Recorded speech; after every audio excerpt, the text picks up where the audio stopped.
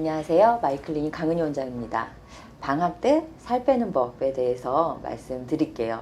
아무래도 우리가 어떤 집중할 수 있는 시간이 필요한데 일을 힘들게 할 때나 아주 바쁠 때, 또 공부하는 시간이 있을 때, 이럴 땐 다이어트에 집중하기가 조금 더 어렵죠. 그래서 다이어트도 사실 이런 시간적인 여유가 있을 때 진행하시는 것이 효과도 더 좋습니다. 그래서 방학이든 어떤 우리가 특정한 기간 동안에 살을 뺄 때는 계획을 잘 세워서 이 다이어트 계획을 실천하는 것이 중요한데요.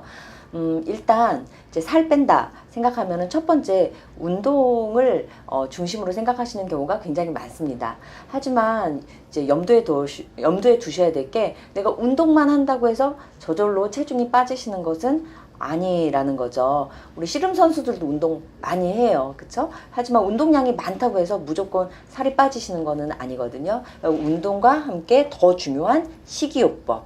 그래서 항상 중요한 것은 식이요법이 중심이 돼야 되는 부분이고, 거기에 우리가 운동으로 시너지 효과를 볼 수 있도록 노력하시는 것이 좋습니다. 그래서 식이요법은 일단 내가 평상시에 먹었던 인스턴트 음식이나 밀가루 음식, 이제 나쁜 음식들, 이런 걸 좀 제한하시고 아침, 점심, 저녁 식사하시는 시간을 정해 놓으시고 식사를 하시고, 특히 저녁 식사는 조금 더 소식하시면서 탄수화물을 제한하는 식사를 하시면 식이요법에 도움이 되실 수 있습니다. 그리고 운동도 내 체력이 이제 받쳐주는 선에서 어느 정도 무리되지 않는 수준의 운동을 같이 하시는 것은 당연히 식이요법에 시너지 효과를 줄 수 있기 때문에 도움이 되실 수 있습니다. 그래서 이 운동과 식이요법 통해서 이제 체중 감량과 다이어트 진행을 하실 수가 있는데, 이럼에도 불구하고 우리가 운동도 잘하고 그리고 식이도 잘 지켰는데, 그런데 안 빠지는 부분이 있으실 수 있습니다. 그게 뭐 여성분들 같은 경우에는 뭐 특히 아랫배나 뭐 특히 엉덩이 부분, 허벅지 부분, 또 어떤 부분은 종아리, 어떤 부분은 팔.